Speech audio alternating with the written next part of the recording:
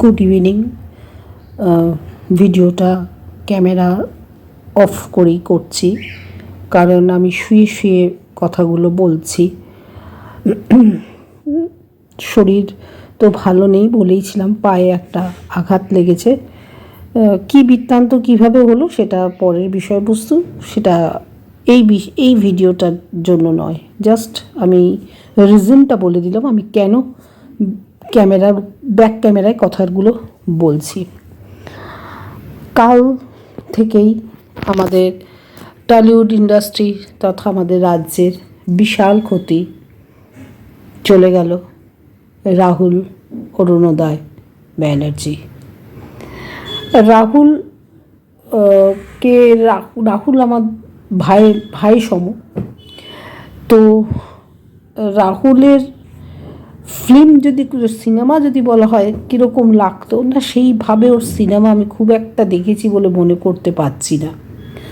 যেটা আমার খুব কম সংখ্যক সিনেমা, সেরকম বলার কিছু নয়, যেটা দেখেছি, যেটা আমাকে ভীষণভাবে আকৃষ্ট করতো তার সহজ সরল বাচনভঙ্গি বা প্রেজেন্টেশন, ব্যক্তিত্ব প্রচুর পরিমাণে আকৃষ্ট করতো। এবং রাহুলের যে জিনিসটা আমার খুব ভালো লাগতো, হতে পারে রাহুল বিশিষ্ট কোনো একটা রাজনৈতিক দলের মতাদর্শ অনুযায়ী রাহুল চলে, পছন্দ করে, এটা তো যে যার মানুষের নিজস্ব চয়েস, কিন্তু কখনো তার মতটাকে অন্য কারোর ওপর চাপিয়ে দিত না, যাকে বলা হয় ঘৃণ্য রাজনীতি, সেটা কখনো রাহুল করতো না।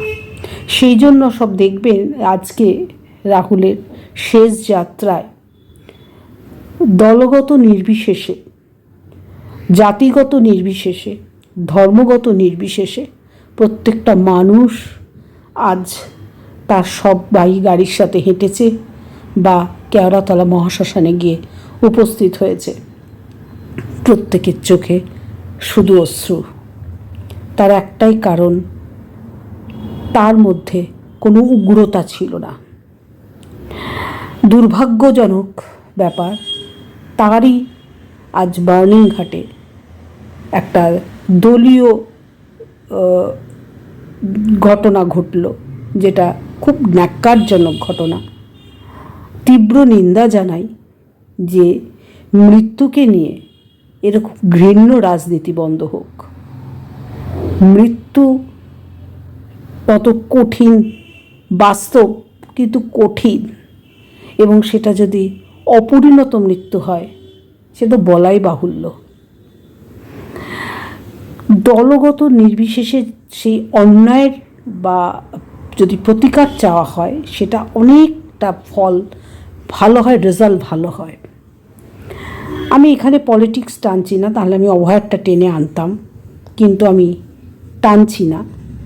সবাই দেখলে আগামী বিধানসভা নির্বাচনে কি হলো, অভয়ার হয়ে যে সারা পৃথিবীর মানুষ দলগত নির্বিশেষে, মতগত নির্বিশেষে তার হয়ে লড়াই করলো, রাত জাগলো, তখন চিন্তা করেনি যে অভয়া কোন ছত্রছায়ার অভয়ারা থাকতে পছন্দ করে বা কিছু।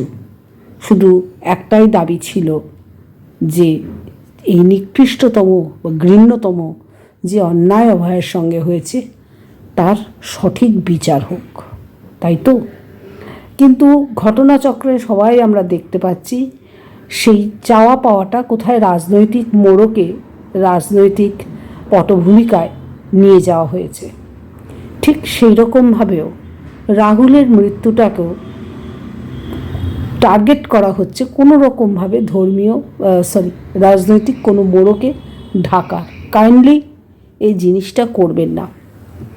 তদন্ত হওয়া উচিত ডেফিনেটলি, কারণ যে একটা টিম 20-22 জন কি 30 জনের একটা টিম তালসারির মতো জায়গায় গেল, সেখানে উইদাউট পারমিশন, সেই ওয়েস্ট বেঙ্গলই হোক কি ওড়িশা গভর্নমেন্টই হোক, কেন পারমিশন দিল না?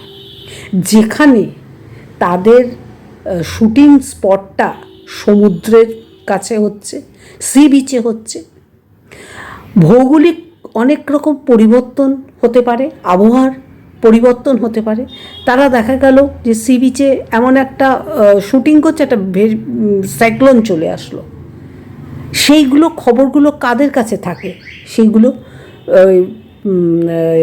কী বলে, ওই ভুলে যাচ্ছি, ডিস্ট্রিক্ট ম্যাজিস্ট্রেট, তারপরে পুলিশ অফিসার এবং যেগুলো জলবাহী যান যাদের আন্ডারে কন্ট্রোলে থাকে, সেই সব জায়গায় এই ওয়েদার ফোরকাস্টের রিপোর্টগুলো দেওয়া থাকে। তারা যদি জানিয়ে আসতো, পারমিশন নিয়ে শুটিংয়ে যেত, যদি কোনো খারাপ ওয়েদারের যদি কিছু ব্যাপার থাকতো, তাহলে তারা ইনস্ট্রাকশান দিত, না আপনারা এই সময় এখানে কোনো রকম শুটিং করতে পারবেন না, কারণ এই সময় এখানকার আবহাওয়া খারাপ থাকবে। যেমন আমি একটু উদাহরণ দিই, এই দিন 20-25 আগে আমি তো দীঘা থেকে ঘুরে এলাম। তালসারির বিচে আমি দেখেছি উত্তাল সমুদ্র, একটা প্রাণী সেখানে নামছে না। যখন আমরা জিজ্ঞেস করলাম যে এখানে, বলছে না এখন এখানে আর নামা হয় না, প্রচুর অ্যাক্সিডেন্ট হচ্ছে। যে বিচে রাহুলরা শুটিং করতে গিয়েছিল, আমরা অন্য বিচে এসেছিলাম, যে বিচটায় দোকানপাট আছে, কিন্তু ওই বিচটায় যাইনি। তারপর নিউ দীঘাতে যখন একটু সমুদ্রের দিকে নেমেছি, তখন বলে দেওয়া হচ্ছে আমাদের যে আপনারা কিন্তু স্ট্রেট যাবেন, বাঁয়ে বা ডাইনে কিন্তু টার্ন নেবেন না, ওখানে কিন্তু চোরা ঘূর্ণি আছে। সেটা তো আমাদের মতো মানুষের জানা সম্ভব নয়, সেখানকার লোকাল গাইড তারা বলবে। তাহলে ওরা কেন একটা লোকাল গাইড বা একটা পারমিশন এগুলো কেন নিলেন না? যে প্রযোজক সংস্থা আছে বা অর্গানাইজার টিম যারা আছে, তারা কেন উইদাউট এনি পারমিশন একটা টিমকে ওখানে শুটিং করতে পাঠানো হলো? আচ্ছা, কেউ বলছে গোড়ালি পর্যন্ত পায়ে ডুবেছে, কেউ বা বলেছে যে তার ওপর পর্যন্ত গেছে। ভাস্কর বন্দ্যোপাধ্যায়, মোস্টলি তার নাম, আমি ভুল হই পরে চেক করে দেবো। তিনি শুটিং করে আগে ফিরে এসছেন, তার প্যাক আপ আগে হয়ে গেছে। তিনি আজকে একটা ইন্টারভিউতে বলছেন, মানে ওনার যে সিনটা সেটা আগে শ্যুট হয়ে গেছে, যেহেতু উনি কলকাতায় ফিরে আসবে। তার পরের শ্যুট, ওনার পরের শ্যুট, রাহুল যে শ্যুটে গিয়ে অ্যাক্সিডেন্ট করলো সেই শ্যুটটা আগে ছিল, সেই শ্যুটটা পরে হলো, মানে গতকাল হলো। আর শনিবার যে শ্যুটটা ভাস্করবাবুর সাথে হয়ে গেছে সেটা পরে আছে, সেটা কিন্তু আগে হয়ে গেল। তখন ভাস্করবাবু বলছেন যে আমি এরকম সমুদ্রের পাড়ে বসে আছি, ওরা হাজব্যান্ড ওয়াইফ একটা রোমান্টিক বিয়ের পর হানিমুনে গেছে, সেরকমই একটা দৃশ্য, একটু পা ভিজিয়ে একটু জল কেলি করে আমার কাছে চলে এলো। কোনো রকম সমুদ্রে, গভীর সমুদ্রে গিয়ে কোনো রকম শুটিং নেই, কোনো সিন নেই, কোনো স্ক্রিপ্ট নেই। স্ক্রিপ্ট আছে শুধুমাত্র জলকেলি, ঠিক এই ওয়ার্ডটা উনি ইউজ করেছেন, জলকেলি। তা জলকেলি মানে কি?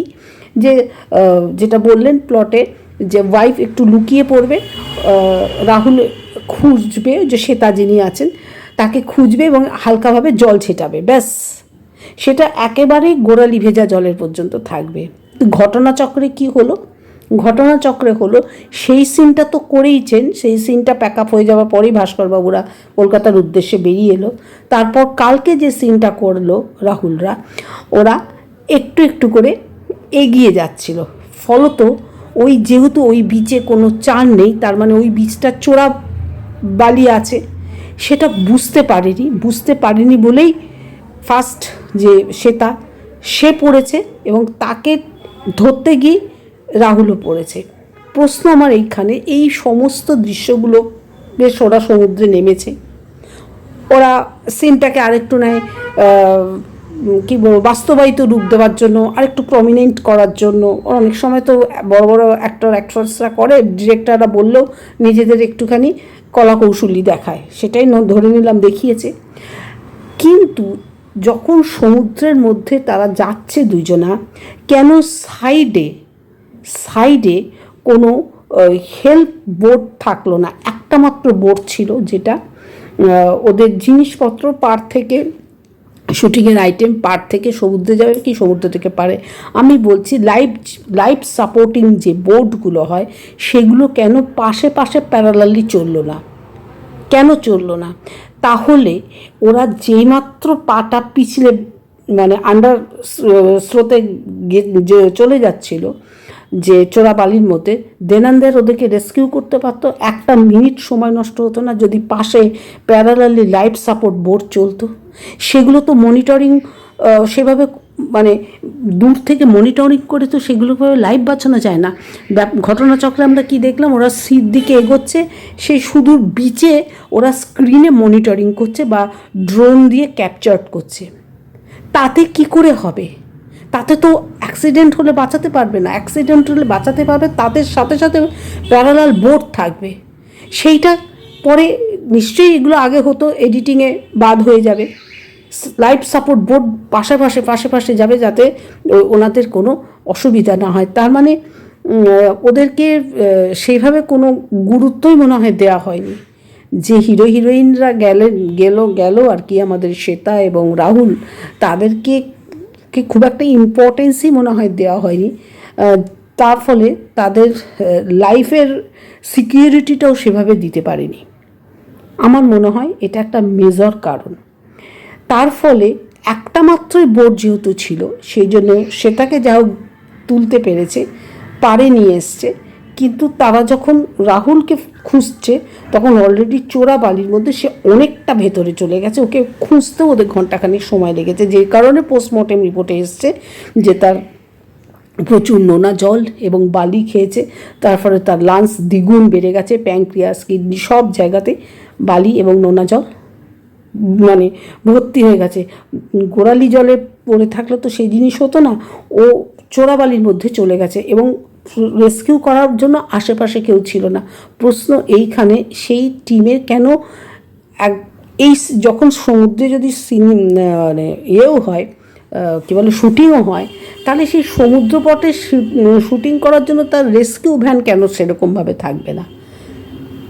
লাইফ সাপোর্ট যা আদার্স থাকা দরকার কেন থাকবে না? সেই প্রশ্নটা ডেফিনেটলি আসছে। একটা তরতাজা প্রাণ এইভাবে নেগলিজেন্সিতে চলে গেল, জাস্ট নেগলিজেন্সিতে।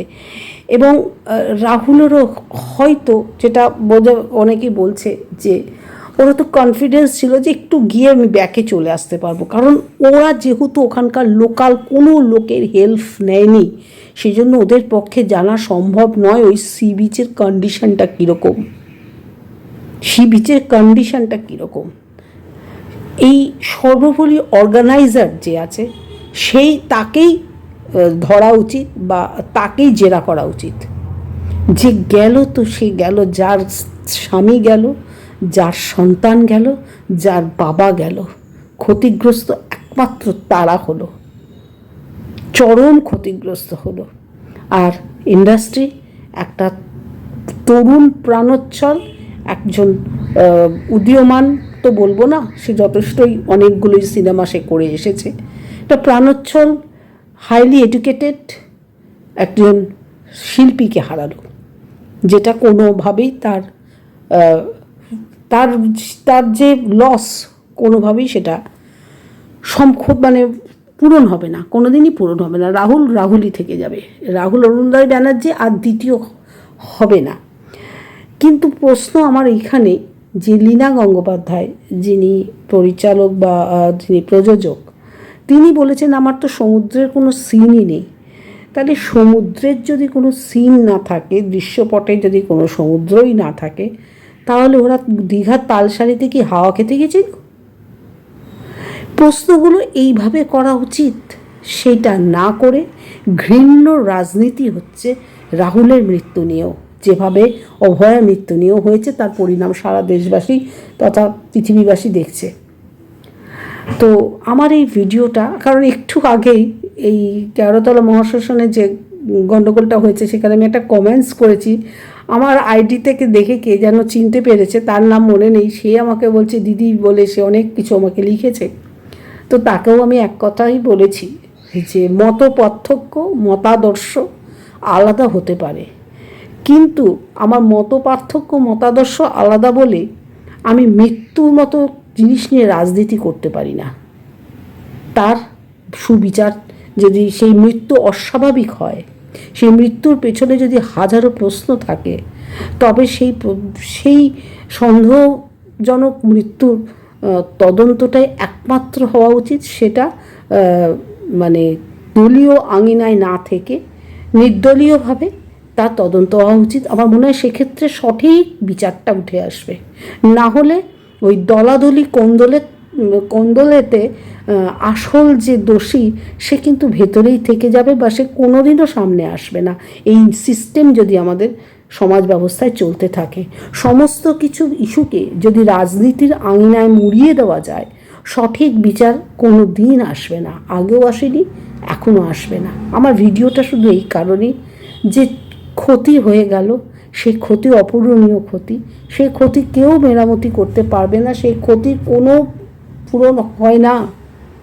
কিন্তু ভবিষ্যতে যাতে আর এরকম কোনো ক্ষতি না হয়, ভবিষ্যতে আরও যত শিল্পীরা আছেন তারা যখন বিভিন্ন আউটডোরে শুটিং করতে যাবে, তারা যাতে নির্ভয়ে শুটিং করতে পারে, তার জন্য একটা কংক্রিট রুলস নিয়ে আসতে হবে।